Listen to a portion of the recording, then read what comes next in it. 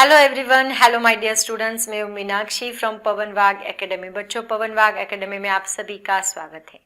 बच्चों, क्लास 12 का chapter number 6 चल रहा है हमारा सुपर पोजिशन ऑफ वेव्स, और आज हम लोग उसका पार्ट 4 देखने वाले हैं। इसके पहले लेक्चर में सुपर पोजिशन ऑफ वेव्स क्या होती है, उसका इक्वेशन वगैरह हम लोगों ने स्टडी किया है, तो वो ज़रूर देखें बच्चों। उसके बाद ही ये लेक्चर देखना स्टार्ट करें। और वैसे भी अगर नहीं देखा है तो कोई बात नहीं, मैं यहाँ पे जैसे रिक्वायर्ड होगा वहाँ पे एक्सप्लेन कर दूंगी। तो बच्चों, आज हमारा पार्ट 4 जो है उसमें हम लोग और एक type of wave, progressive wave study करने वाले हैं, जो कि बहुत ज़्यादा इंपॉर्टेंट है।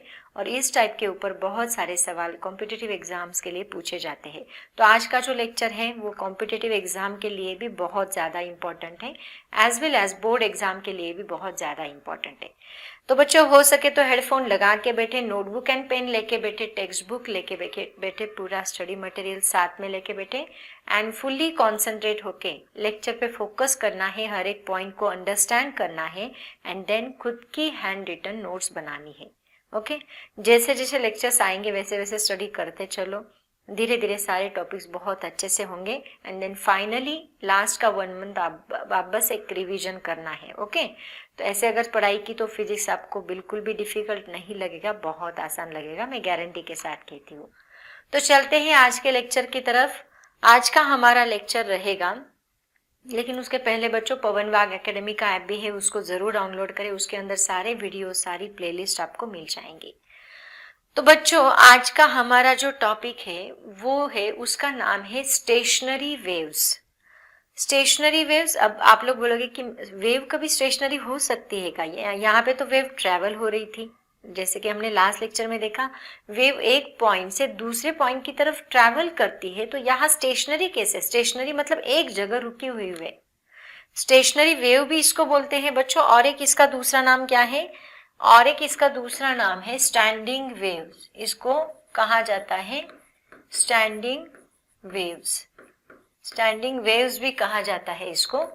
तो आप लोग बोलोगे कि ये वेव अगर ट्रैवल करती है तो इसका दूसरा मतलब इसको स्टेशनरी कैसे बोलेंगे? ये एक जगह रुकी हुई ऐसे क्यों बोला जा रहा है, इसी की हम लोग बात करने वाले हैं। तो बच्चों देखो, यहाँ पे हो क्या रहा है एग्जैक्टली मैं आपको बताती हूँ।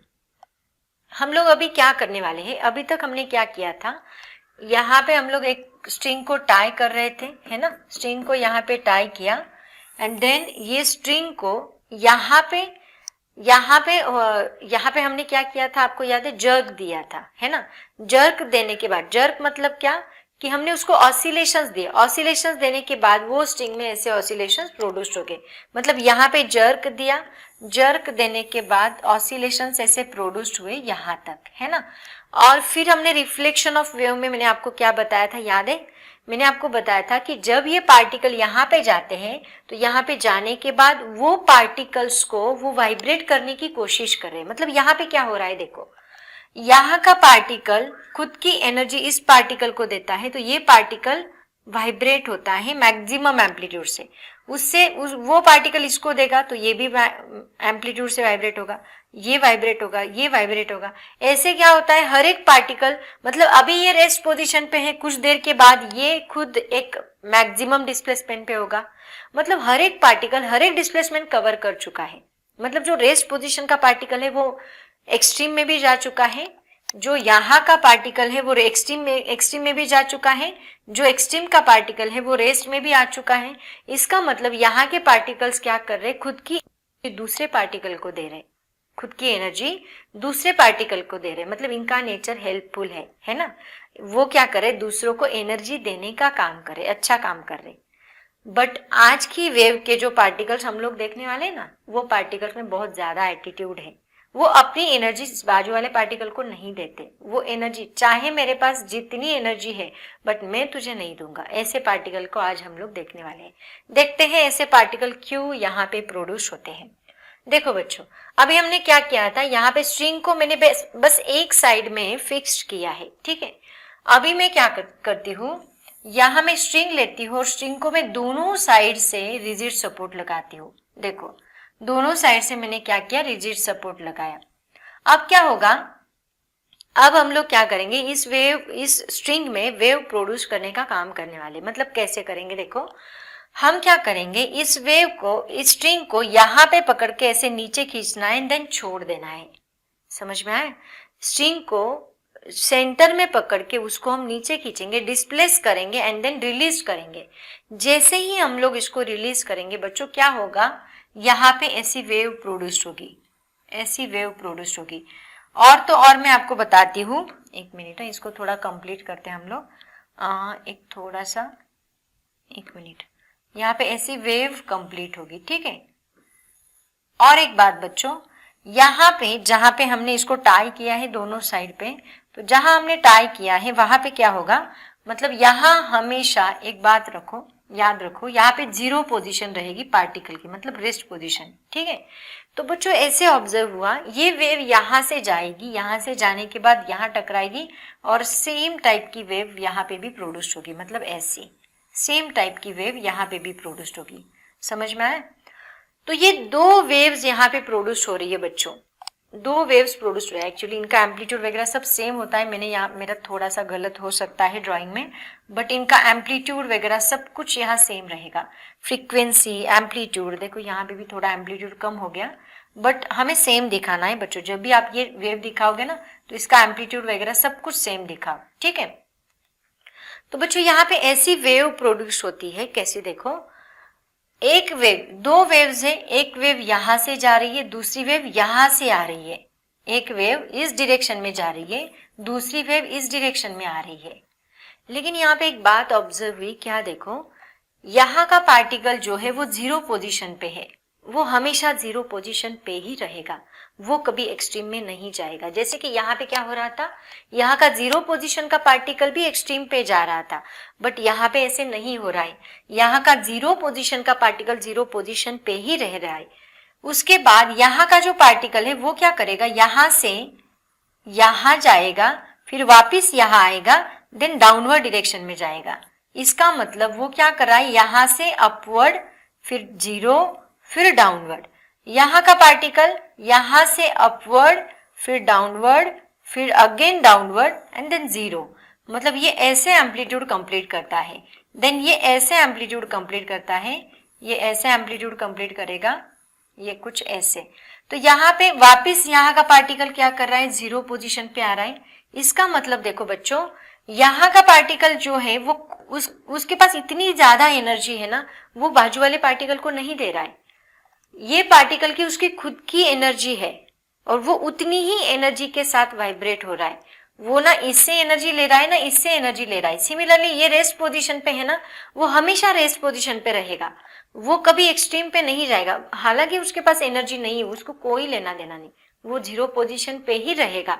सेम यहाँ पे देखो, यहाँ का पार्टिकल इतना एम्पलीट्यूड ले रहा है, यहाँ का पार्टिकल वापिस इतना एम्पलीट्यूड ले रहा है, यहाँ का पार्टिकल इतना, यहाँ का पार्टिकल इतना, यहाँ का पार्टिकल इतना। तो बच्चों यहाँ हर एक लूप में सेम सिचुएशन है, हर एक लूप में सेम सिचुएशन। तो यहाँ के पार्टिकल्स में एटीट्यूड है ना, वो एक दूसरे की एनर्जी दूसरे को देते हैं क्या, नहीं देते। जैसे कि इस वेव में क्या है, इस वेव में पार्टिकल कोऑपरेटिव है, वो एक दूसरे की एनर्जी डिस्ट्रीब्यूट कर रहे, डिस्ट्रीब्यूट मतलब ट्रांसफर कर रहे, एनर्जी ट्रांसफर करने का काम कर रहे। लेकिन यहाँ के पार्टिकल्स एनर्जी ट्रांसफर नहीं कर रहे, वो उसी जगह क्या कर रहे, सिंपल हार्मोनिक मोशन। क्लियर, याद है आपको मैंने क्या बोला था आपको, कि ये चैप्टर देखने से पहले ऑसिलेशन के वीडियोस जरा देखो, ताकि आपके और कॉन्सेप्ट्स क्लियर होंगे।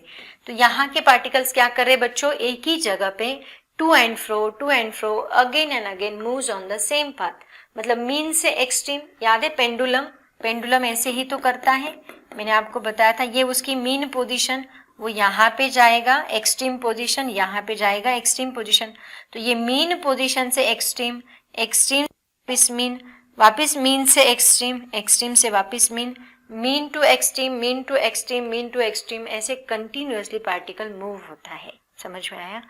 तो इसका मतलब बच्चों यहाँ के पार्टिकल्स भी वही कर रहे हैं, mean extreme then mean extreme then mean extreme, mean to extreme position ये पार्टिकल्स मूव कर रहे हैं।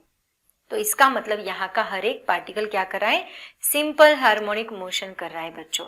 और इसी को कहा जाता है स्टेशनरी वेव्स। देखो वेव भी बन रही है और पार्टिकल स्टेशनरी है, एक ही जगह पे कॉन्स्टेंटली मूव हो रहा है, up and down up and down up and down. समझ में आया? After regular interval of time, after periodic time. तो ऐसी वेव को क्या कहा जाता है बच्चों? स्टैंडिंग वेव्स कहा जाता है। तो इसके कुछ पार्ट है वो मैं आपको बताती हूँ। देखो वेरी इंपॉर्टेंट, यहाँ पे देखो हमेशा याद रखो, जो सबसे कम एम्पलीट्यूड वाला जो पार्टिकल है, मतलब जो रेस्ट पोजीशन पे है। अब देखो, अब आगे का पार्ट बहुत इंपॉर्टेंट है, ये है फॉर्मेशन ऑफ वेव। लेकिन अभी जो आगे का पार्ट मैं आपको बताने वाली हूँ दैट इज वेरी इंपॉर्टेंट। तो यहाँ पे देखो कुछ पॉइंट्स है, मैं अलग अलग कलर से दिखाती हूँ वो। देखो ये पॉइंट है जहां पे एम्पलीट्यूड क्या है? मिनिमम, मतलब जीरो। ये जीरो, तो ये जीरो जीरो जीरो। तो बच्चों जो जीरो एम्पलीट्यूड के पॉइंट्स है ना, मतलब डॉट वाले, ये जीरो एम्पलीट्यूड के जो पॉइंट्स है ना, इनको यहाँ पे एक नाम है, इसको कहा जाता है नोड। क्या कहा जाता है? नोड कहा जाता है। तो देखो यहाँ पे नोड है। और एक बात, जो यहाँ रिजिड सपोर्ट के वहां का जो पॉइंट रहेगा ना, वहां पे हमेशा हमेशा क्या रहेगा? नोड रहेगा। वेरी इंपॉर्टेंट, जो रिजिड सपोर्ट का पॉइंट है, मतलब यहाँ का एंड यहाँ का, ये दोनों पॉइंट हमेशा नोड ही रहेंगे। ये हमेशा क्या रहेंगे? नोड ही रहेंगे, याद रखना है, ठीक है। उसके बाद जो मैक्सिमम एम्पलीट्यूड वाला पॉइंट है, मतलब ये, इसका कलर हम चेंज करते हैं। जो मैक्सिमम एम्पलीट्यूड वाला पॉइंट है कौन सा? ये। तो ये मैक्सिमम एम्पलीट्यूड है, ये मैक्सिमम एम्पलीट्यूड है, ये मैक्सिमम एम्पलीट्यूड है, ये मैक्सिमम एम्पलीट्यूड है। बच्चों इनको कहा जाता है, मैक्सिमम एम्पलीट्यूड वाला पॉइंट जो है इसको कहा जाता है एंटी नोड। क्या कहा जाता है? Anti node. ओके, तो यहाँ ये हो गया एंटी नोड, ये हो गया एंटी नोड, ये हो गया एंटी नोड, ये हो गया एंटी नोड, ठीक है। और एक बात, anti node and node occurs alternately, मतलब एक बार नोड आ गया उसके बाद एंटी नोड ही आएगा, उसके बाद नोड कभी नहीं आएगा। नोड के बाद एंटी नोड आएगा, फिर नोड के बाद एंटी नोड आएगा, नोड के बाद एंटी नोड, नोड के बाद एंटी नोड। और anti node and node always occurs alternately, occurs alternately. तो बच्चों ये जो है ये इसकी कैरेक्टरिस्टिक्स है, एक्चुअली मैं आपको सब डिटेल में बताऊंगी। उसके बाद देखो और कुछ पॉइंट्स मैं आपको यहाँ पे बता देती हूँ, ताकि आपको जब हम ये पढ़ेंगे ना कंडीशंस तो हम पढ़ने वाले हैं, लेकिन उसके पहले मैं आपको बता देती हूँ। देखो ये दो नोड्स के बीच में डिस्टेंस कितना रहेगा, जरा सोच के बताना है। देखो यहाँ पे आपको पता है, पहले हम नोड की बात करते हैं। आपको पता है ये जो वेव होती है, ये जो वेव होती है बच्चों, ये वेव के ये दो कॉन्जिक्यूटिव पॉइंट्स जो होते हैं, इनके बीच का जो डिस्टेंस है इसको हम लोग क्या कहते हैं? This is called as wavelength. सबसे पहला लेक्चर मैंने बताया था, मतलब इसको हम क्या कहते हैं? This is called as wavelength, है ना। और ये वेवलेंथ को हम लोग किससे डिनोट करते हैं? लैम्बडा से। ये ऑलरेडी हम लोग स्टडी कर चुके हैं। दो कॉन्जिक्यूटिव पॉइंट्स जो होते हैं उनके बीच का जो डिस्टेंस होता है उसको हम कहते हैं wavelength, and that wavelength is denoted by lambda. Clear to everyone? तो देखो यहाँ पे मैं काम करती हूँ, जो एक साइड की वेव है ना उसको मैं अलग कलर से ड्रॉ करती हूँ और दूसरी वेव को अलग कलर से। एक काम करते हैं तो आप अच्छे से आपको समझ में आएगा। देखो ये पहली वेव है हमारी, मान लो ये एक वेव है, ये एक वेव है, ठीक है। ये मैंने पिंक कलर से दिखाई है, ये वाइट कलर की ही रहने देते हैं। अब देखो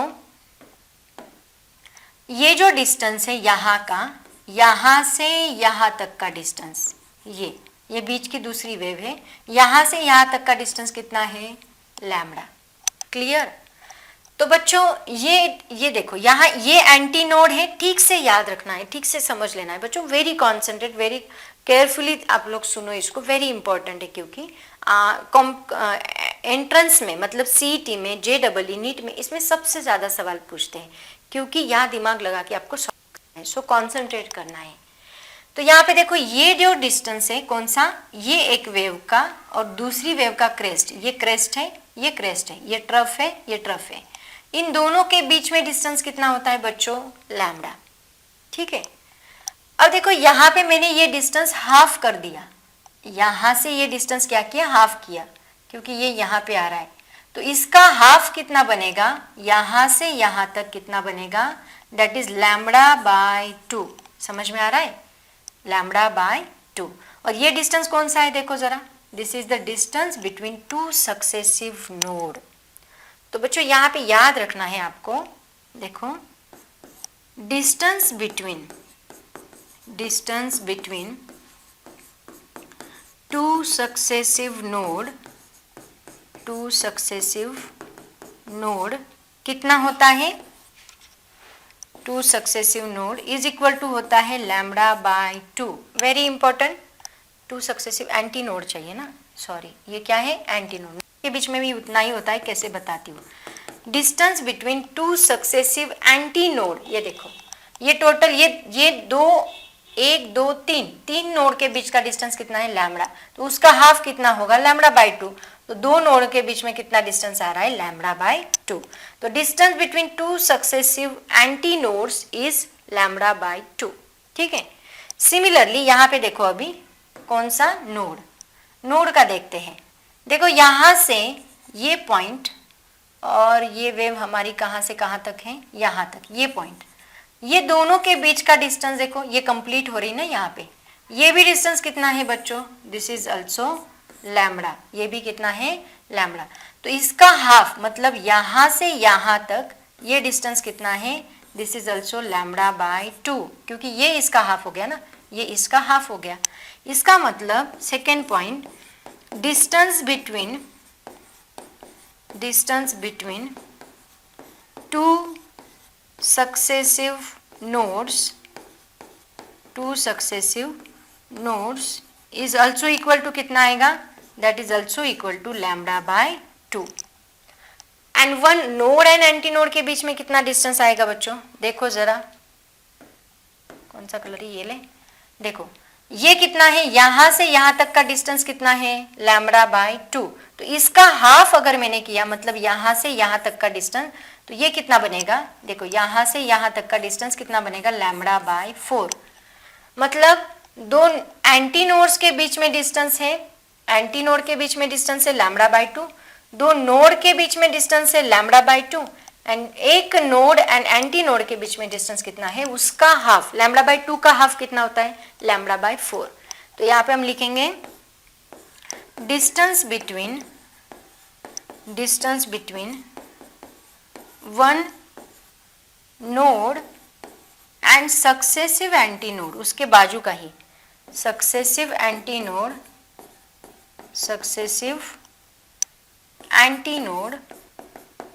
इज इक्वल टू क्या होगा, lambda by 4। Successive anti node के बीच में कितना डिस्टेंस होगा, लैम्बडा बाय 4। तो बच्चों दो नोड के बीच में डिस्टेंस लैम्बडा बाय 2, दो एंटी नोड के बीच में डिस्टेंस लैम्बडा बाय 2, एक नोड एंड एंटी नोड के बीच में डिस्टेंस लैम्बडा बाय 4।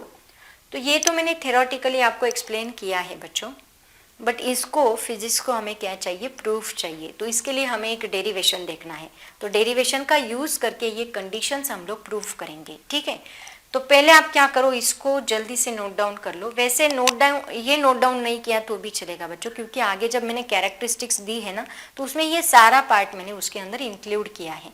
बट पहले ही मैंने आपको थोड़ा क्लियर आइडिया दे दिया कि क्या होता है एग्जैक्टली, कैसे होता है, बट इसका हमें प्रूफ देना है। ये सब हम ऐसे डायरेक्टली नहीं बता सकते, फिजिक्स को प्रूफ चाहिए होता है, इक्वेशंस चाहिए होते हैं, इक्वेशंस का यूज़ करके हमें उसको प्रूफ करना पड़ता है। तो उस हिसाब से हमें इसको प्रूफ करना है, तो बेटर रहेगा, चाहिए किसी को अगर, तो स्टार्टिंग से नोट्स बनानी है तो आप लोग इसको लिख सकते हैं। उसके बाद में आपको डेरिवेशन बताती हूँ, उसकी डेफिनेशन बताती हूँ। ठीक है, तो चलो चलते हैं नेक्स्ट स्लाइड की तरफ। अब आते हैं डेफिनेशन ऑफ स्टेशनरी वेव क्या आएगी। देखो यहाँ पे हमने क्या किया बच्चों, दो वेव्स ली थी और दोनों वेव्स, एक वेव इस डायरेक्शन में जा रही है तो दूसरी वेव उसके अपोजिट डायरेक्शन से आ रही है, और दोनों वेव अपोजिट डायरेक्शन से with same amplitude, same intensity, same wavelength, सब कुछ उनका सेम है, मतलब आइडेंटिकल वेव्स हैं। ऐसी दो आइडेंटिकल वेव्स जब इक्वल एंड अपोजिट डायरेक्शन से चलती है तो उनको हम बोलते हैं स्टेशनरी वेव्स, और उसी को कहा जाता है स्टैंडिंग वेव्स। ओके, तो डेफिनेशन देखो क्या है यहाँ पे, पढ़ो सब लोग definition. When two identical waves, that means having same amplitude, same frequency and same wavelength, When two identical waves traveling along the same path in opposite direction interfere with each other, resultant wave is called stationary wave. जब दो identical waves होती है जो same path से जाती है लेकिन opposite direction से आती है और एक दूसरे के अंदर इंटरफेयर करती है, सुपर इम्पोज करती है, तो ऐसी वेव्स को हम लोग क्या बोलते हैं? This is called as stationary waves और it is also called as standing waves. बच्चों ये जल्दी से नोट डाउन करना है सब लोगों ने। अब मैं इसका एक्सप्रेशन बताती हूँ।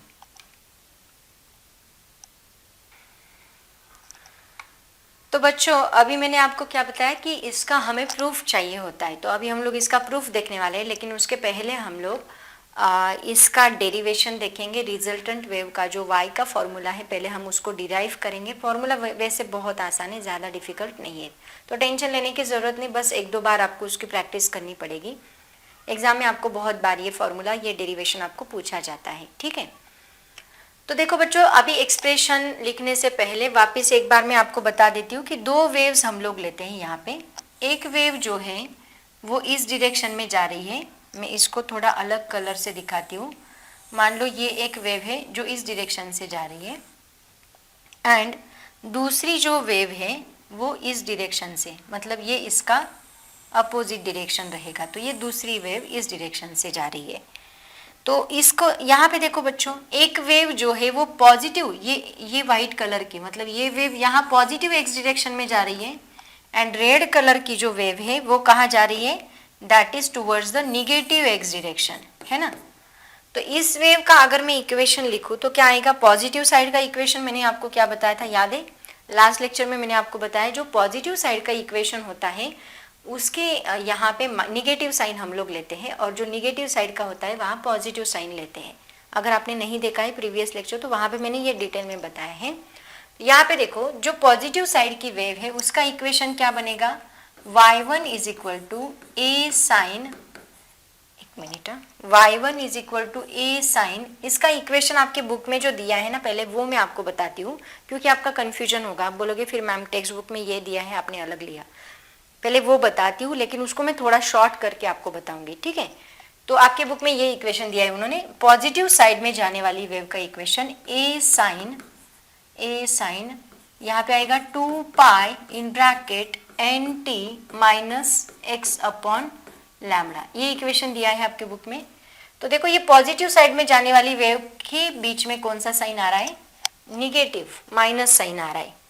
वही दूसरी वेव कहाँ जा रही है? यहाँ पे निगेटिव साइड में, तो यहाँ पे हम लिखेंगे y2 is equal to A sine in bracket 2 pi in bracket N T, यहाँ आएगा प्लस, निगेटिव साइड में प्लस, पॉजिटिव साइड में माइनस, ये बात आपको याद रखनी है, x अपॉन लैम्डा, ठीक है।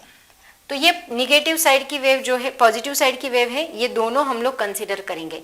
तो इन दोनों का मिला के हमें ये सिंगल वेव मिल रहा है, दोनों का मिला के हमें सिंगल वेव मिल रहा है, उसका इक्वेशन क्या आएगा बच्चों? y is equal to y1 plus y2, ठीक है। अब इसको हमें सिस्टमेटिकली डेरिवेशन के फॉर्म में अगर क्वेश्चन पूछा जाए तो कैसे डिराइव करना है ये मैं आपको लिख के देती हूँ। तो स्टार्ट करते हैं हमारा डेरिवेशन सिस्टमेटिकली। तो सबसे पहला पॉइंट हम लोग लिखेंगे बच्चों, consider two identical waves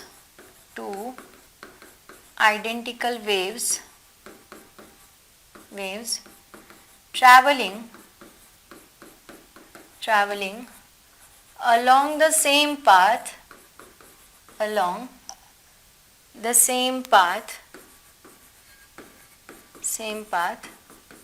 but in opposite direction,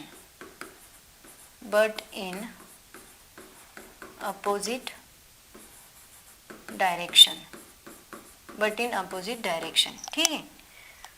अभी हम इक्वेशन कंसीडर करेंगे दोनों के, आइडेंटिकल वेव्स हैविंग, लेट अभी एम्पलीट्यूड वगैरह भी कंसीडर कर लेते हैं। Let A is the amplitude of the waves, दोनों सेम है मतलब दोनों का एम्पलीट्यूड यहाँ पे हम लोग लेंगे ए, स्मॉल ए लेना है, नहीं रहने दो, कैपिटल है। एम्पलीट्यूड ऑफ द वेव कोई बात नहीं, बाद में बताती हूँ क्यों कैपिटल ए लिया। एम्पलीट्यूड ऑफ द वेव, वो सिंगल वेव के लिए हमने स्मॉल ए लिया है, ये रिजल्टेंट वेव का एम्पलीट्यूड मैंने कैपिटल ए लिया है। लैम्बडा क्या है यहाँ पे, वेवलेंथ ऑफ द वेव्स, ठीक है। अब हम लोग क्या करते हैं बच्चों, अब सेकेंड पॉइंट हम लोग सिंगल वेव का इक्वेशन यहाँ पे कंसीडर करते हैं। Equation of wave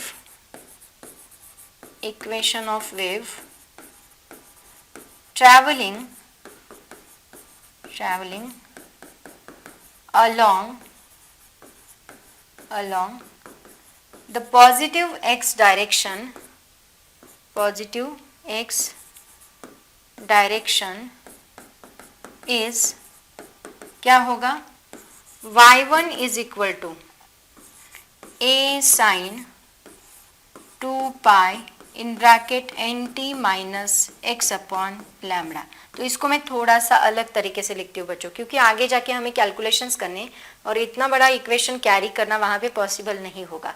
so better way, for the sake of convenience हम लोग क्या करते हैं, इसको थोड़ा शॉर्ट कर लेते हैं। देखो क्या करेंगे, a साइन, यहाँ पे मैं 2 पाई एन टी करती हूँ, देखो 2 पाई एन टी, 2 पाई से मल्टीप्लाई किया मैंने, minus 2 pi X upon lambda, ठीक है। तो 2 पाई एन मतलब क्या होता है बच्चों, ओमेगा इज इक्वल टू क्या होता है 2 pi n, and 2 pi upon lambda is equal to क्या होता है के। तो इन दोनों की जगह पे मैं ये दोनों सिंबल्स पुट करती हूँ, तो क्या आएगा, y1 is equal to a sine omega T minus के एक्स, ओके। इसको हम नाम देके रखते हैं इक्वेशन नंबर 1। बच्चों डायग्राम मैंने रफ कर दिया है क्योंकि मुझे ये भी इस साइड का भी बोर्ड लगने वाला है। तो यहाँ पे देखो अभी ये हो गया अलोंग पॉजिटिव एक्स डायरेक्शन, ऐसे ही हमने क्या लिया था अलोंग निगेटिव एक्स डायरेक्शन, आपको याद है। तो यहाँ अलोंग निगेटिव एक्स डायरेक्शन में हमने बस क्या किया है, माइनस की जगह बस प्लस लिया है। तो हम लोग यहाँ पे लिखेंगे अभी next point, third point, equation of wave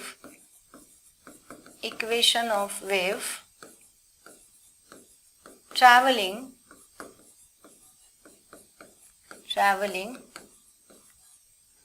along the negative x direction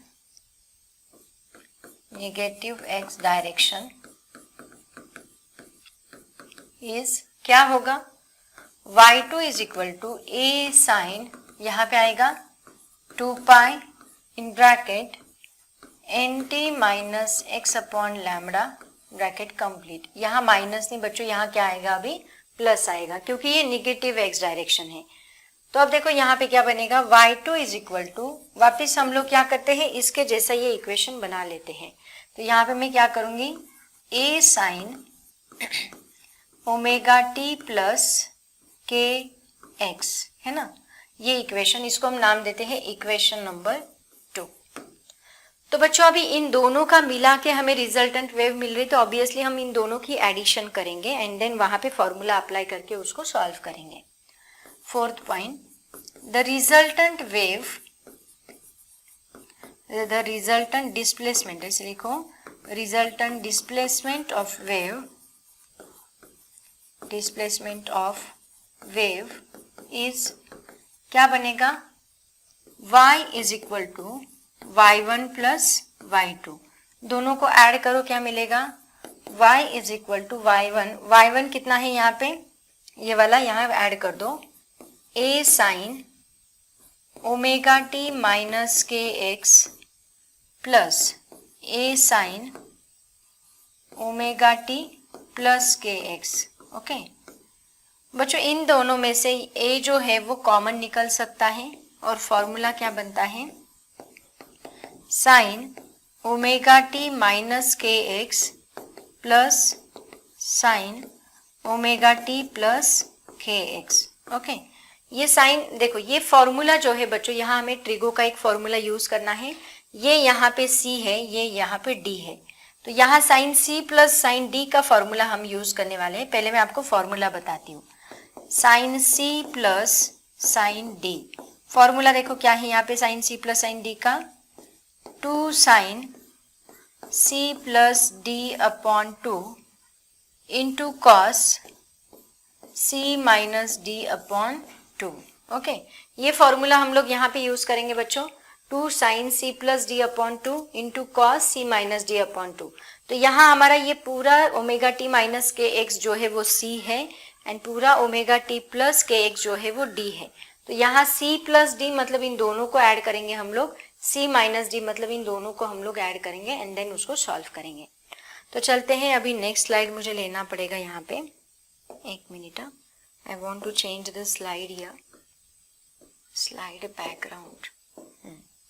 तो देखो यहाँ पे क्या है, फॉर्मूला अप्लाई करो, y is equal to A as it is रहेगा बच्चों, और 2 sine C plus D upon 2 करना है ना। तो पहले क्या आएगा देखो, 2 साइन सी प्लस डी, एक सेकेंड ना चेक कर लो, 2 sine C plus D, C कौन है, ओमेगा टी माइनस के x plus omega T plus के एक्स, ऐसे हमें लिखना पड़ेगा,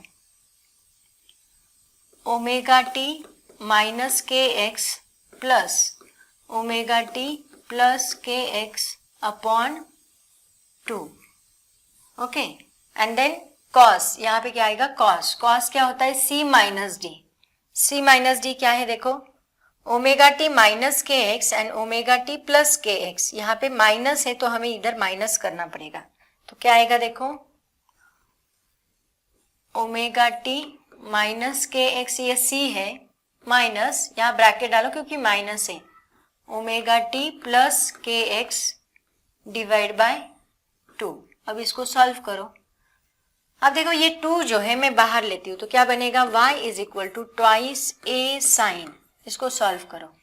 यहाँ माइनस के एक्स प्लस के एक्स कैंसिल होगा, ओमेगा टी बनेगा 2 omega T divide by 2 as it is है यहाँ पे, एंड कॉस, यहाँ पे देखो ये पहले सॉल्व कर लो, ओमेगा टी माइनस के एक्स, ये माइनस यहाँ मल्टीप्लाई होगा, माइनस ओमेगा टी माइनस के X divide by 2 as it is रहेगा।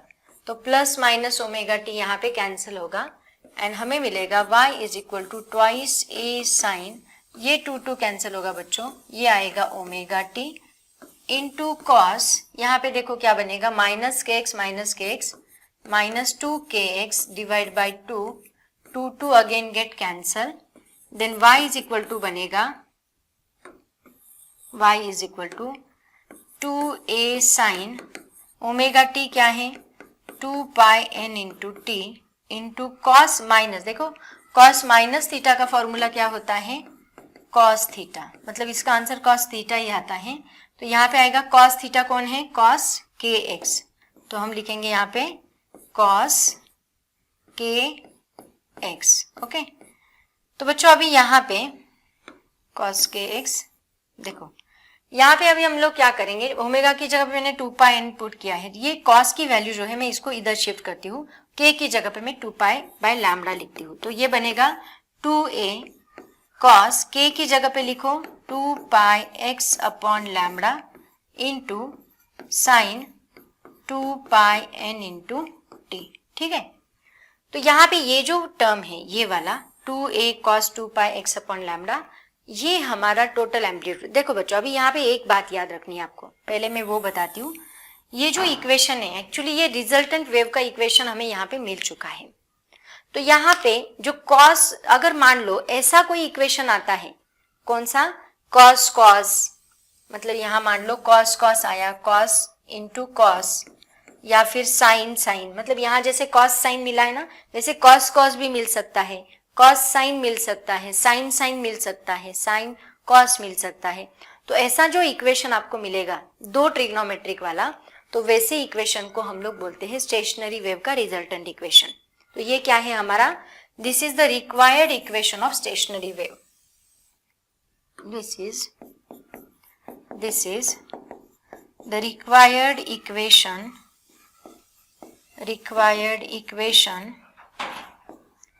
of resultant displacement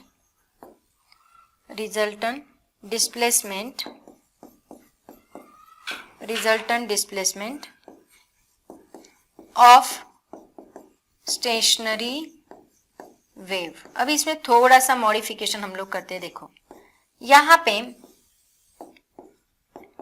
पे देखो बच्चों, ये जो पूरा टर्म है ये किसका है आपको पता है, ये पूरा टर्म है यहाँ एम्पलीट्यूड का, एंड यहाँ पे ये जो टर्म है विथ रिस्पेक्ट टू टाइम वो साइन का विथ रिस्पेक्ट टू टाइम जो फेज चेंज हो रहा है उसका। इसका मतलब ये पूरा टर्म की जगह पे हम लोग प्लस ए लिख सकते हैं, है ना। यहाँ पे मैं लिखती हूँ here 2a cos 2 pi x upon lambda is equal to क्या है, एम्पलीट्यूड a। तो यहाँ इसकी जगह पे मैं एम्पलीट्यूड a पुट करती हूँ। So y is equal to a sine 2 pi n into T, और इसी को हम लोग लिख सकते हैं y is equal to a sine omega into T. तो ये है हमारा डिस्प्लेसमेंट। ओके, तो बच्चों ये हमारा रिजल्टेंट डिस्प्लेसमेंट का इक्वेशन, आप लोग इसको स्क्रीनशॉट निकाल के अच्छे से अपनी नोटबुक में कॉपी कर सकते हैं। ये चाहे तो आपको 4 मार्क्स के लिए पूछा जा सकता है। जल्दी से इसका स्क्रीनशॉट निकालो, उसके बाद इसका भी स्क्रीनशॉट निकालो। ओके स्टूडेंट्स, अभी ये तो हो गया इक्वेशन हम लोगों ने डिराइव किया। यहाँ पे याद रखो ये इक्वेशन किसका है, एम्पलीट्यूड का। अब इसी एम्पलीट्यूड के इक्वेशन के ऊपर से हम लोग जो कंडीशंस फॉर नोड होती है, मैंने क्या बोला, डिस्टेंस बिटवीन 2 सक्सेसिव नोड्स होता है lambda by 2, distance between 2 successive anti nodes होता है लैम्बडा बाई 2। अब इसका यूज करके हम लोग ये डिस्टेंस निकालने वाले हैं, 2 सक्सेसिव नोड के बीच में एंड 2 सक्सेसिव एंटी नोड्स के बीच का डिस्टेंस हम लोग निकालने वाले। तो इसी का यूज करके अभी हम लोग देखते हैं कंडीशन फॉर नोड क्या रहेगी। मतलब लैम्बडा बाई 2 हमें पता है बच्चों, लैम्बडा बाई 2 है, लेकिन इसको हमें प्रूफ करना है। मैंने क्या बोला, फिजिक्स को लगता है प्रूफ, उसके सिवाय वो बिलीव नहीं करता। थेरोटिकली हम कितना भी बोले तो हमें यहाँ पे क्या देना है, प्रूफ। तो इसके लिए देखो जो इक्वेशन मैंने आपको एम्पलीट्यूड के लिए बताया था वो इक्वेशन वापस मैं यहाँ पे लिखती हूँ। उसके पहले लिखते हैं कि नोड के लिए जहां पे एम्पलीट्यूड मिनिमम होता है, मतलब 0 होता है, उसको हम क्या बोलते हैं, नोड बोलते हैं। नोड हम किसको बोलते हैं, जहां पे एम्पलीट्यूड क्या है, 0, मतलब मिनिमम डिस्प्लेसमेंट। तो हम लिखेंगे for node amplitude is minimum, that means, इसका मतलब क्या होगा, that means a is equal to 0। और a का फॉर्मूला हमने क्या लिया है, a का फॉर्मूला 2a cos 2 पाई x अपॉन लैम्बडा, तो वो यहाँ पे पुट करो, 2a cos 2 pi x upon lambda is equal to क्या मिलेगा बच्चों, 0। अब मैं अगर 2a को इधर शिफ्ट करती हूँ तो मुझे क्या मिलेगा, cos 2 pi x upon lambda is equal to क्या है, 0।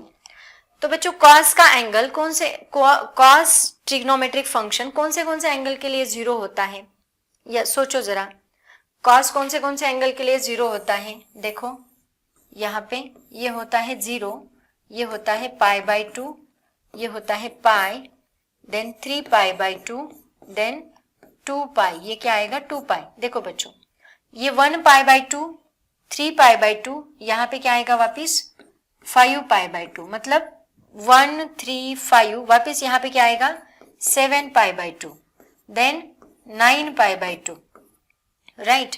अब देखो cos का एंगल, cos 0 की वैल्यू क्या होती है, 1, एंड cos 90 की वैल्यू क्या होती है, 0। 90 का ही मतलब होता है पाई बाई 2।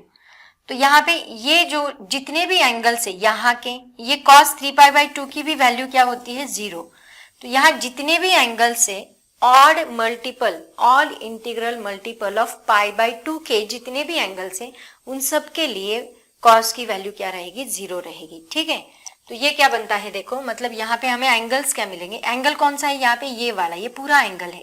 तो इसकी वैल्यू, इसका मतलब क्या होगी, अगर ये 0 मिल रहा है तो इसका मतलब इसकी जगह पे क्या क्या आ सकता है, 1 pi by 2, 3 pi by 2, 5 pi by 2, 7 pi by 2, 7 pi by 2, and then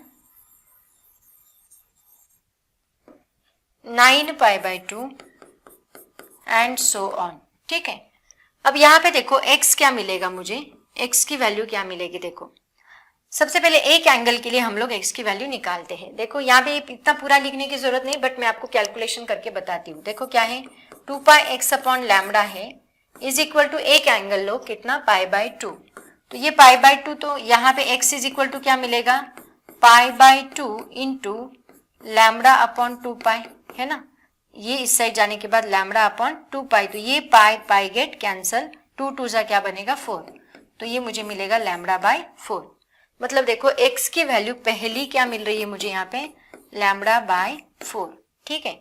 second के लिए कैलकुलेट करके देखते हैं। अब यहाँ पे x की जगह पे यहाँ पे क्या आएगा पाई बाई 2 की जगह पे लोग लेते हैं नेक्स्ट एंगल कौन सा है 3 पाई बाई 2, तो मैंने 3 पाई बाई 2 लिया, तो x इज इक्वल टू देखो क्या मिलेगा 3 पाई बाई 2, ये दोनों को इस साइड शिफ्ट करो तो लैम्बडा ऊपर मल्टीप्लाई होगा 2 पाई नीचे डिवाइड होगा, तो पाई पाई गेट कैंसल, 2 2 जा 4, मतलब x इज इक्वल टू क्या मिलेगा 3 इंटू लैम्बडा बाई 4। ओके, मतलब सेकेंड एंगल मुझे मिल रहा है 3 इंटू लैम्बडा बाई 4। ऐसे ही अगर आप ये कैलकुलेट करो, यहाँ 1 था तो यहाँ 1 लैम्बडा बाई 4 मिला, 3 था तो 3 लैम्बडा बाई 4, 5 है तो क्या मिलेगा 5 लैम्बडा बाई 4, 7 है तो क्या मिलेगा 7 लैम्बडा बाई 4, 9 है तो क्या मिलेगा 9 लैम्बडा बाई 4। इसका मतलब क्या देखो बच्चों, सभी यहाँ पे मुझे क्या मिल रहे हैं odd integral multiple of lambda by 4। तो मैं यहाँ पे जनरल फॉर्मूला बता सकती हूँ कि x इज इक्वल टू क्या मिलेगा 2p minus 1 into lambda by 4। इसको जनरल फॉर्म में हम लोग ऐसे लिखते हैं 2p minus 1 lambda by 4, where p की वैल्यूज क्या क्या रहेगी यहाँ पे, where p is equal to 1 2 3 and so on, ठीक है। तो बच्चों ये मुझे मिल रहा है x डिस्प्लेसमेंट, बट हमें क्या चाहिए distance between two successive node, मतलब इन दोनों को अगर मैं सब्ट्रैक्ट करूं तो दो, ये पहला नोड, इसका मतलब क्या है समझ में आ रहा है, देखो पहला नोड यहाँ पे फॉर्म हो रहा है, एक मिनट मैं आपको बताती हूँ इसका मीनिंग क्या है एग्जैक्टली। अगर पहला नोड कहाँ फॉर्म हो रहा है लैम्बडा बाई 4 पे, मान लो यहाँ पहला नोड लैम्बडा बाई 4 पे फॉर्म हो रहा है, तो नेक्स्ट नोड कहाँ पे फॉर्म होगा 3 लैम्बडा बाई 4 पे, है ना, उसका नेक्स्ट नोड कहाँ पे फॉर्म होगा 5 लैम्बडा बाई 4 पे, एंड उसका नेक्स्ट नोड कहाँ पे फॉर्म होगा 7 लैम्बडा बाई 4 पे। मतलब ये सारी नोड की पोजीशन है, 0 पहला तो 0 आएगा, 0 के बाद दूसरा नोड कहाँ पे फॉर्म होगा लैम्बडा बाई 4 पे, 3 लैम्बडा बाई 4 पे, 5 लैम्बडा बाई 4, ये सारी किसकी पोजीशन से नोड की पोजीशन से, ठीक है।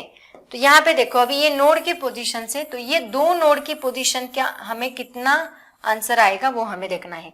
मतलब डिस्टेंस बिटवीन, यहाँ पे लिखो next, distance between two successive nodes क्या आएगा, टू सक्सेसिव नोड्स क्या मिलता है 3 lambda by 4 minus lambda by 4 कितना आएगा 3 lambda by 4 minus lambda by 4 is equal to क्या मिलेगा, देखो इन दोनों को सब्ट्रैक्ट करो, बेस सेम है तो क्या आएगा 3 lambda minus lambda divide by 4 is equal to मिलेगा 2 लैम्बडा बाय 4, तो 2 1 जा 2, 2 2 जा 4, मतलब ये हमें कितना मिलता है लैम्बडा बाय 2, ठीक है, यही मिला। देखते हैं इसका भी चेक करके, 5 लैम्बडा बाय 4 मैंने आपको बताया था स्टार्टिंग में ही है, 3 lambda by 4 is equal to, जरा पीछे जाके देखो तो 5 lambda minus 3 lambda divide by 4, तो ये क्या बनेगा 2 लैम्बडा बाय 4, तो 2 2 जा 4 is equal to lambda by 2। तो बच्चों ये हमें मिलता है distance between two successive node, तो हम बोलेंगे therefore distance between two successive nodes is equal to क्या मिलेगा लैम्बडा बाय 2। दो सक्सेसिव नोड्स के बीच का डिस्टेंस कितना है लैम्बडा बाय 2, ये यहाँ पे प्रूव होता है। समझ में आया सबको बच्चों? जल्दी से इसका स्क्रीनशॉट निकालो, उसके बाद ऐसे ही हम लोग कंडीशन देखेंगे एंटी नोड की। उसके बाद देखते हैं बच्चों, जैसे अभी नोड का देखा, अब देखते हैं एंटी नोड का। एंटी नोड के लिए हमने क्या देखा कि डिस्टेंस जो होता है, पार्टिकल का वाइब्रेशन जो होता है दैट इज मैक्सिमम, मतलब सबसे ज्यादा एम्पलीट्यूड से पार्टिकल वाइब्रेट होंगे, और मैक्सिमम मतलब यहाँ कौन है 2a, तो 2a से पार्टिकल्स वाइब्रेट होंगे। So at antinode displacement of particle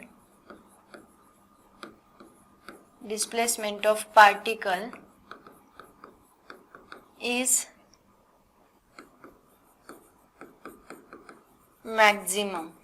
मतलब क्या होगा देखो, A is equal to maximum displacement कितना होगा, यहाँ पे ये मैक्सिमम डिस्प्लेसमेंट मतलब यहाँ से एक तो इस साइड +2a आएगा या फिर यहाँ से इस साइड -2a आएगा, तो A इज इक्वल टू क्या बनेगा +-2a। ये मैक्सिमम डिस्प्लेसमेंट होगा बच्चों, याद रखना है +-2a, क्योंकि हमारा इक्वेशन देखो क्या है, इक्वेशन क्या है, y is equal to twice a cos kx into sine omega T. तो मैंने क्या बोला, यहाँ पे ये जो है ये मैक्सिमम डिस्प्लेसमेंट का है। ये मैक्सिमम कब होगा, जब cos की वैल्यू क्या होगी 1 होगी। ये cos 1 मतलब बचेगा कौन, ट्वाइस a इंटू 1 मतलब ट्वाइस a ही आएगा। तो मैक्सिमम डिस्प्लेसमेंट यहाँ पे कितना है, ट्वाइस a। तो ये है +-2a। तो हमारा एम्पलीट्यूड का फॉर्मूला पुट कर दो वापिस यहाँ पे, twice a into cos 2πx upon lambda, 2πx upon lambda, एक सेकेंड, इज इक्वल टू क्या है +-2a। ठीक है, तो ये ट्वाइस a अगर मैं इधर शिफ्ट कर दूं तो ये दोनों कैंसिल हो गए और यहाँ पे 1 आएगा, मतलब cos 2πx upon lambda is equal to है +-1। तो यहाँ +-1 मतलब क्या देखो, cos का एंगल कभी +1 है कभी -1 है, मतलब कब कब वो +1 रहेगा कब कब -1 रहेगा, बोल सकते हैं आप लोग cos की वैल्यू। अभी मैंने एंगल्स यहाँ ड्रॉ किए थे, आपको याद होगा, यहाँ 0 है, π/2 की अभी जरूरत नहीं है, 0 1π, then 2π, then 3π, then 4π, then 5π, then 6π, है ना, एंड सो ऑन, चलता रहेगा 1 2 3 4 5। तो इन सबको यहाँ cos 0 की वैल्यू कितनी होती है +1 एंड यहाँ cos 0 की वैल्यू कितनी होती है cos π की वैल्यू कितनी होती है -1। तो पाई यहाँ 1 है, यहाँ -1 है, इन सब एंगल्स के लिए, दीज आर को टर्मिनल एंगल्स, इन सब के लिए cos की वैल्यू +1 -1 है।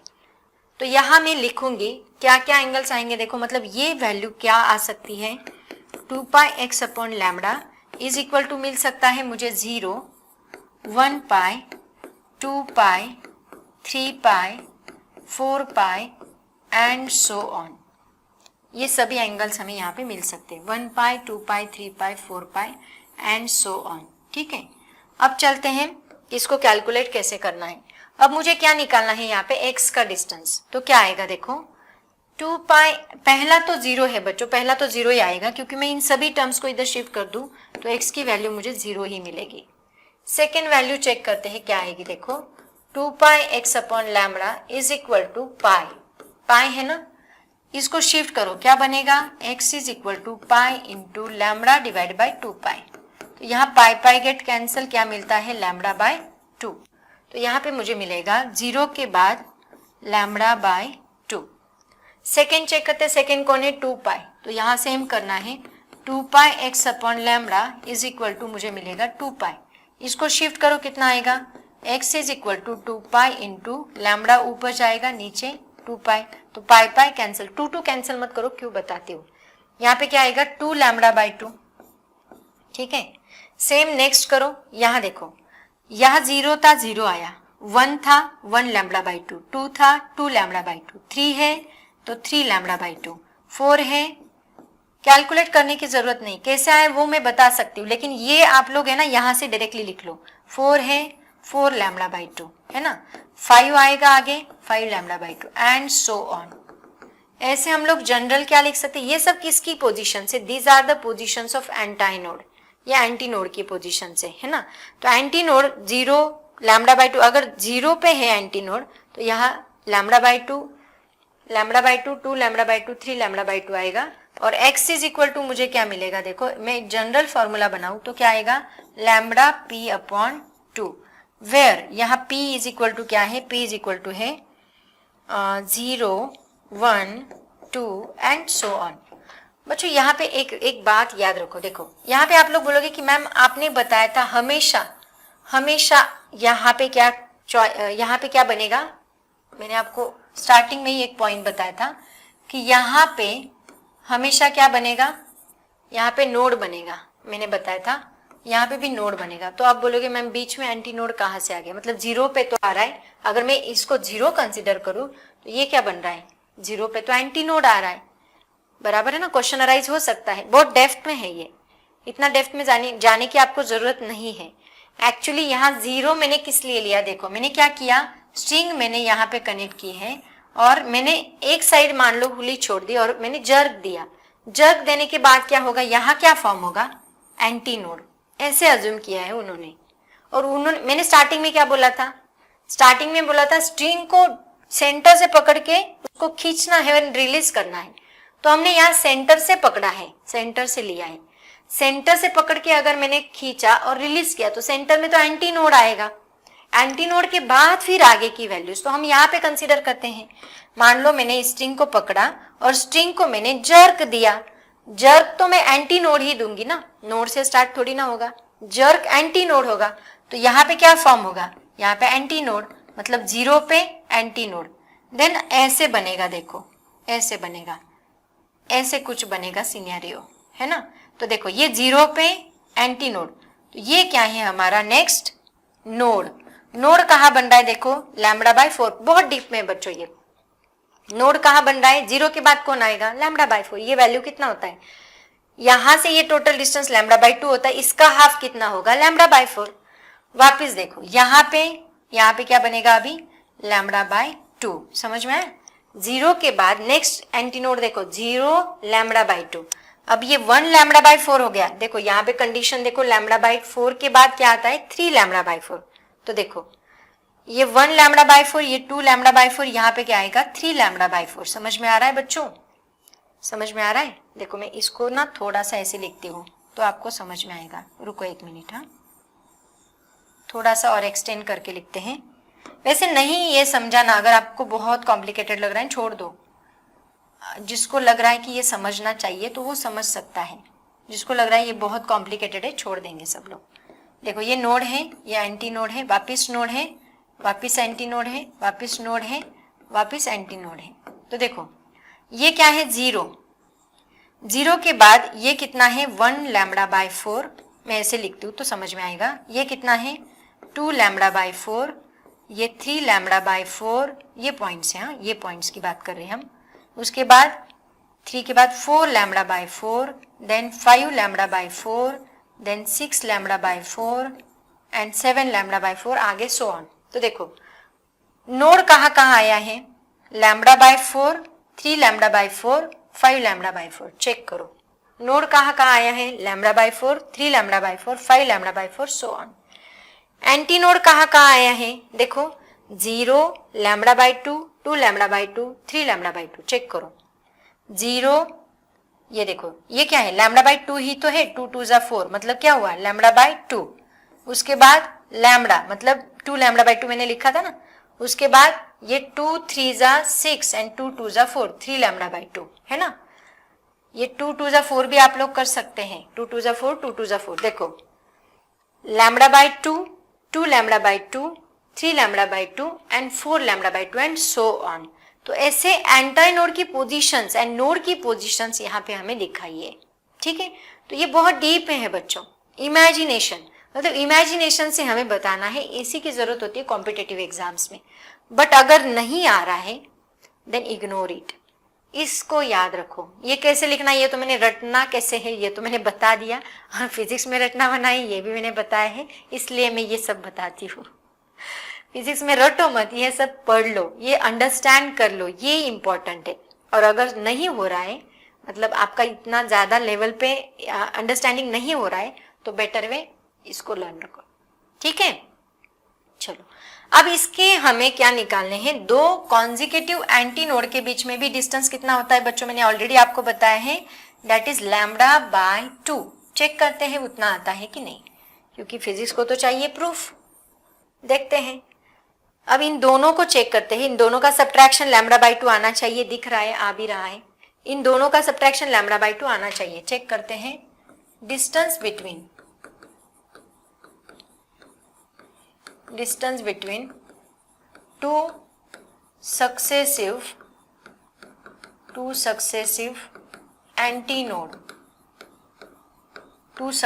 एंटीनोड कितना है? Lambda by 2 minus 0 is equal to कितना आएगा? Lambda by 2। सेम इसको चेक करो। 2 lambda by 2 minus lambda by 2 is equal to 2 lambda minus lambda divide by 2 is equal to मिलेगा लैम्डा बाई 2। इसका भी चेक करो चाहे तो।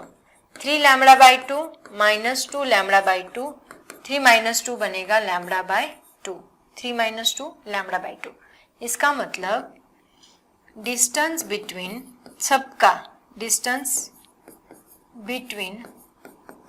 टू सक्सेसिव, इसको कॉन्जिक्यूटिव भी बोला जाता है, टू सक्सेसिव एंटीनोड्स क्या बनेगा बच्चों? That is equal to lambda by 2। Okay, दोनों के बीच में डिस्टेंस कितना होता है? Lambda by 2। एंड दो consecutive nodes and anti node के बीच में डिस्टेंस कितना रहेगा? Lambda by 4। देखो यहाँ 0 के बाद तुरंत क्या आ रहा है? यहाँ पे लैम्डा बाय 4। तो पहला यहाँ लैम्डा बाय 4 बन रहा है और यहाँ 0, मतलब दोनों के बीच में क्या आएगा? Lambda by 4। वो भी लिख लो। Distance between two node and anti node, two ने सक्सेसिव लिखो बच्चों, better way. Successive node and anti node ऐसे लिखो। Distance between successive node and anti node is lambda by 4। ये कितना आता है? Lambda by 4। चलो जल्दी से इसका स्क्रीनशॉट निकालो बच्चों, कम ऑन। ओके, अब देखते हैं इसकी कुछ कैरेक्टरिस्टिक्स हैं, इंपॉर्टेंट कैरेक्टरिस्टिक जो आपको ऑलरेडी आ रही है बच्चों। अगर पढ़ोगे ना तो बोलोगे मैम बहुत आसान है। ये तो हम ऐसे लिख सकते हैं। देखो कैसे, मैंने ऑलरेडी बताया है आपको। कैरेक्टरिस्टिक्स ऑफ स्टेशनरी वर्ब बहुत बार एग्जाम में पूछा जाता है। The points at which the amplitude of the particle of the medium is minimum, जहां एम्पलीट्यूड मिनिमम होता है उसको क्या कहते हैं? नोड, है ना, are called as nodes. The points at which the amplitude of the particle of the medium is maximum, उसको क्या कहते हैं? Anti nodes. Point between nodes and anti nodes vibrate with the values of amplitudes between 0 and A. Node और anti node की value कहाँ से कहाँ? 0, then maximum a, then वापस 0, कम होते होते maximum A, minus A plus से चलती रहती है। The distance between two consecutive nodes is lambda by 2। Already हमने इसको प्रूफ के साथ देखा। And distance between two consecutive anti nodes is also lambda by 2। Consecutive या फिर सक्सेसिव भी बोला जाता है इसको। Nodes and anti nodes are produced alternately, एक के बाद एक आते हैं। And the distance between node and adjacent anti nodes कितना होता है? Lambda by 4। ऑलरेडी स्टडी कर चुके हैं।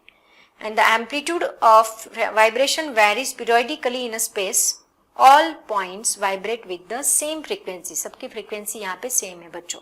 तो ये कुछ कैरेक्टरिस्टिक्स है, इसका स्क्रीनशॉट ले लो। अभी बस थ्योरेटिकल पार्ट बचा है और 2 न्यूमेरिकल से जो कि एक्सरसाइज में पूछे गए वो मैं लेने वाली हूँ एट द एंड। आप लोग इसका स्क्रीनशॉट ले लो, ठीक है। और भी है बच्चों आपकी टेक्स्ट बुक में, और भी कैरेक्टरिस्टिक्स है, वो भी आप लोग पढ़ सकते हैं। बट जितना इंपॉर्टेंट था 4-5 भी अगर आपने लर्न करके रखी, that is more than sufficient. उसके बाद देखो बच्चों, जो हमने लास्ट 4 लेक्चर्स में स्टडी किए थे वो कौन सी वेव्स थी? वहां पे प्रोग्रेसिव वेव्स थी। और आज हमने क्या स्टडी किया? Stationery waves. तो दोनों के बीच में डिफरेंस आपको बहुत बार पूछा जाता है, तो दोनों के बीच में डिफरेंस क्या है ये आपको पता होना चाहिए, इसलिए मैंने ये पॉइंट यहाँ पे ऐड किया। What is the distinguish between progressive waves and stationary waves? क्या डिफरेंस है दोनों में? प्रोग्रेसिव वेव्स मतलब क्या? The disturbance travel from one region to the other with definite velocity. Disturbance एक रीजन से दूसरे रीजन तक ट्रैवल हो रहा है एक वेलोसिटी के साथ, जैसे कि disturbance throughout the medium travel कर रहा है। बट यहाँ पे क्या होता है? Disturbance remains in the region, वो ट्रैवल नहीं करता, यहाँ एक ही जगह पे कर रहा है, वो remains in the region where it is produce, जहां पे प्रोड्यूस हुआ है वहीं पे वो डिस्टर्बेंस है, लेकिन यहाँ पे डिस्टर्बेंस क्या करता है, ट्रैवल करता है। Velocity of the wave is 0। Velocity of the wave क्या, वेव ट्रैवल ही नहीं कर रही है बच्चों, distance travel with respect to time है ही नहीं, क्योंकि पार्टिकल वही का वही है, बस वो एक जगह ही अप डाउन स्टेशनरी है, रेस्ट पोजीशन पे है। रेस्ट मतलब वो वहां पे एक ही जगह पे है, वो आगे नहीं जा रहा है विथ रिस्पेक्ट टू टाइम। तो यहाँ डिस्टर्बेंस वही का वही है, तो ऑब्वियसली वेलोसिटी क्या रहेगी बच्चों, 0 रहेगी, क्योंकि वेलोसिटी का फॉर्मूला क्या होता है, velocity is equal to distance upon time. But यहाँ डिस्टेंस ट्रैवल ही नहीं कर रहा है, तो डिस्टेंस 0 है, इसका मतलब वेव क्या रहेगी, 0 वेलोसिटी पे रहेगी। उसके बाद देखो, amplitudes of all particles are same, सबका एम्पलीट्यूड यहाँ पे सेम रहेगा, मतलब जितना है उतना ही रहेगा, वो चेंज नहीं होगा, ठीक है। बट यहाँ पे सभी पार्टिकल्स का एम्पलीट्यूड डिफरेंट है, कभी मैक्सिमम, कभी मिनिमम, कभी 0, कभी कितना, ठीक है। Then particle do not cross each other, ये पार्टिकल एक दूसरे को क्रॉस नहीं कर रहे हैं, बट यहाँ पे all the particle cross their mean positions simultaneously, उनकी मीन पोजीशन पे, मीन से एक्सट्रीम, एक्सट्रीम से मीन, मीन से एक्सट्रीम, उनकी पोजीशन वो साइमल्टेनियसली चेंज कर रहे हैं। All the particles are moving, यहाँ पार्टिकल सब मूव करें, बट यहाँ पे पार्टिकल जो है at the position of nodes are always at rest, जो नोड के पार्टिकल, यहाँ सभी पार्टिकल्स कभी एक्सट्रीम पे कभी मीन पे ऐसे मूव हो रहे, लेकिन यहाँ के जो नोड के पार्टिकल है वो नोड पे ही रहेंगे। मैंने क्या बोला, नोड रेस्ट पे है, लेकिन वो खुद की दूसरों की एनर्जी नहीं लेगा। यहाँ के पार्टिकल से सब में एटीट्यूड, मैंने बताया ना आपको, वो अपनी जगह पे जगह अपना एनर्जी दूसरे पार्टिकल को नहीं देंगे। There is no transfer of energy, but energy is transmitted from one region to another. यहाँ पे ये यहाँ पे ये अपोजिट होना चाहिए बच्चों, ये जो है ना, ये इसका पॉइंट होना चाहिए। यहाँ पे एनर्जी ट्रांसफर नहीं होती, यहाँ पे नहीं होती, बट यहाँ एनर्जी ट्रांसफर होती है, ये थोड़ा अपोजिट। एक्चुअली ये टेक्स्ट बुक में ही गलत दिया है, तो उसकी वजह से यहाँ पे भी गलती होगी। उसके बाद phases of adjacent particles are different, obviously adjacent particle की फेजेस अलग अलग हैं, but all particles between two consecutive nodes are moving in the same direction. दो कॉन्जिक्यूटिव नोड्स के जो पार्टिकल्स है वो moving in the same direction है and are in the same phase, है ना, while those in adjacent loops are moving in opposite direction and differ phase 180 degree। मतलब यहाँ के कॉन्जिक्यूटिव पार्टिकल से उनका फेज जो एडजेसेंट फेज जो है, बाजू वाले नोड के साइड में जो है वो इन फेज के हैं, और बाकी जो है वो डिफर बाय 180 डिग्री से वो डिफर कर रहे हैं, that are in same phase while moving in opposite direction are differ in phase pi only, pi radian, that means 180 degree. तो बच्चों इसका स्क्रीनशॉट ले लो, ये सभी पॉइंट्स यहाँ पे इंपॉर्टेंट है, आप लोग इसको अच्छे से नोट डाउन करना है।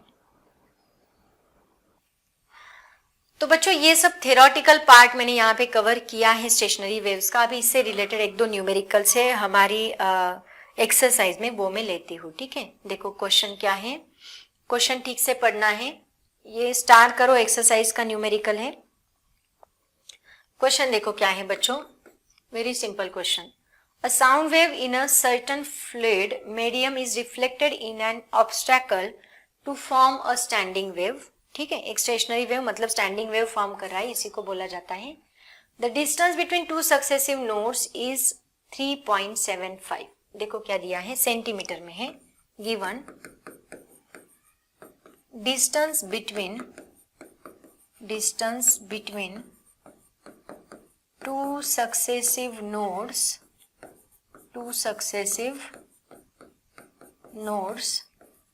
कितना है बच्चों, that is equal to 3.75 centimetre.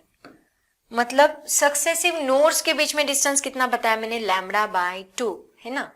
तो distance between two successive nodes मतलब lambda by 2 is equal to कितना है, 3.75 सेंटीमीटर। तो यहाँ लैम्डा इज इक्वल टू क्या आएगा, 3.75, ये 2 इस साइड आएगा तो यहाँ मल्टीप्लाई होगा, और सेंटीमीटर है बच्चों, तो इसको 10⁻² मीटर करो, ठीक है। तो ये कितना बनता है, देखो 5 2 10, 7.5 इंटू 10⁻² मीटर। तो लैम्डा क्या मिलेगा मुझे, 7.5 इंटू 10⁻² मीटर। लैम्डा की वैल्यू मिल गई। और क्या दिया है देखो, if the velocity of sound is, मतलब v दे के रखा है, v कितना दिया है 1500 मीटर पर सेकेंड, 1500 दिए हैं। Find the frequency, very simple student, n is equal to find करना है। n का फॉर्मूला आपको याद है, v is equal to n into lambda, वो फॉर्मूला हम लोग यहाँ पे यूज करेंगे। देखो v is equal to n into lambda, तो n इज इक्वल टू क्या बनेगा v अपॉन लैम्बडा। तो n is equal to v की वैल्यू पता है कितनी है 1500 एंड लैम्बडा कितना है यहाँ पे 7.5 इंटू 10⁻⁻²। पॉइंट को शिफ्ट कर लो, कितना आएगा देखो 1500 डिवाइड बाय 75, मैंने एक पॉइंट उधर शिफ्ट किया बच्चों, तो यहाँ पे 75, मैंने आपको बोला था याद है, मैंने एक पॉइंट इधर शिफ्ट किया तो यहाँ एक जीरो बढ़ा दो, ऐसे भी हम लोग कर सकते हैं। तो यहाँ पे मैंने एक जीरो बढ़ा दिया, 75 इंटू 10⁻², ठीक है। तो यहाँ पे क्या होगा देखो देखो देखो, एक काम करते हैं हम लोग, इसको 15 कर लेते हैं, आसानी रहेगी। देखो 15 इंटू 1 2 3 मतलब 10⁻³ डिवाइड बाय 75 इंटू 10⁻²।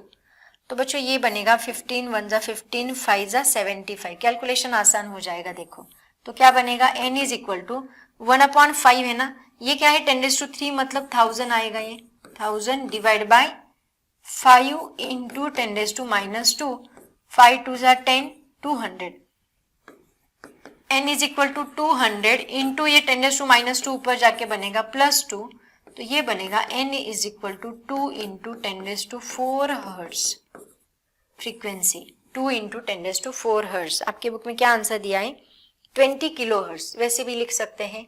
यहाँ पे क्या करो 20 इंटू 10⁻³ कर दो, है ना, एक जीरो को यहाँ बढ़ा दो 10⁻³ हर्ट्ज, तो ये ऐसे बनेगा n is equal to 20 kilohertz, sorry kilohertz. ऐसे लिखा तो भी चलेगा या फिर ऐसे लिखो, कैसे भी लिखो, कोई प्रॉब्लम नहीं है। बच्चों जल्दी से इसका स्क्रीनशॉट ले लो। बच्चों नेक्स्ट क्वेश्चन देखो, अभी नेक्स्ट क्वेश्चन जो है ना वो तो कॉम्पिटिटिव लेवल का सवाल है बच्चों।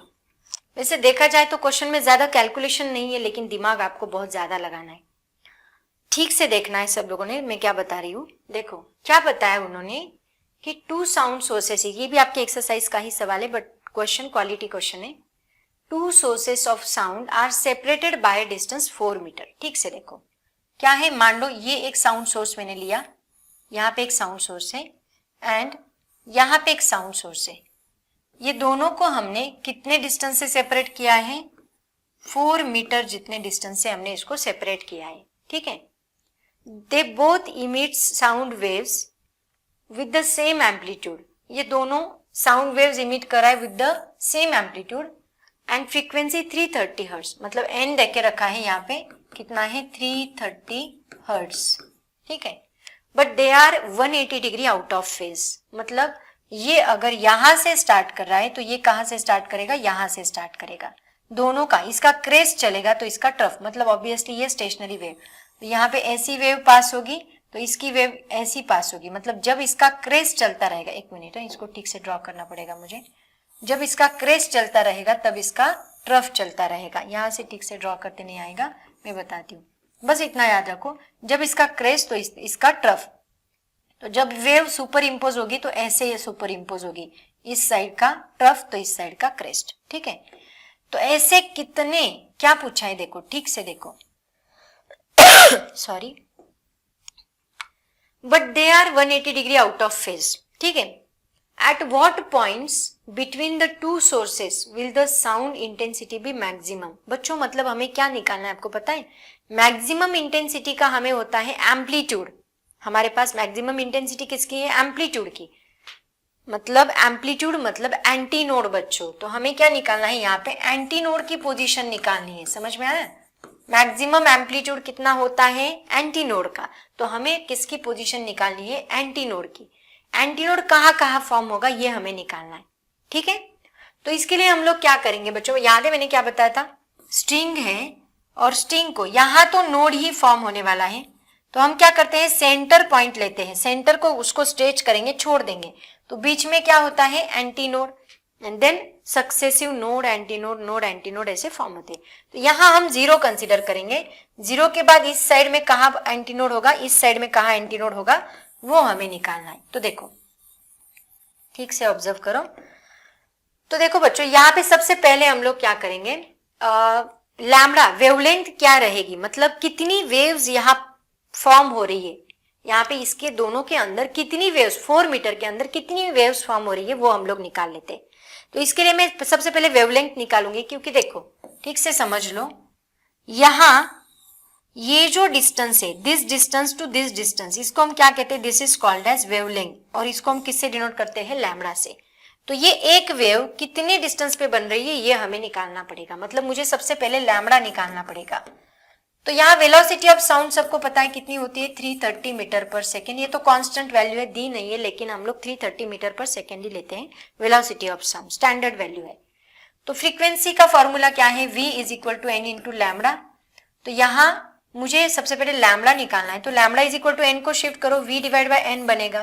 तो ये 330 है, ये 330 है, दोनों कैंसिल हो रहे, 330 और मुझे मिल रहा है 1 मीटर।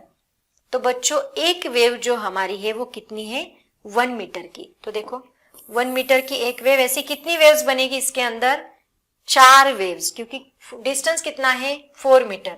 तो 1 मीटर की एक वेव, ऐसी कितनी वेव बनेगी, 4 वेव्स। देखो 4 वेव्स में यहाँ पे ड्रॉ करती हूँ। एक काम करते हैं, इसको मैं थोड़ा सा है ना 4 मीटर का डिस्टेंस ले लेती हूँ। ये है हमारा 4 मीटर का डिस्टेंस। तो यहाँ पे कितनी वेव्स बनानी है मुझे, 4 वेव्स।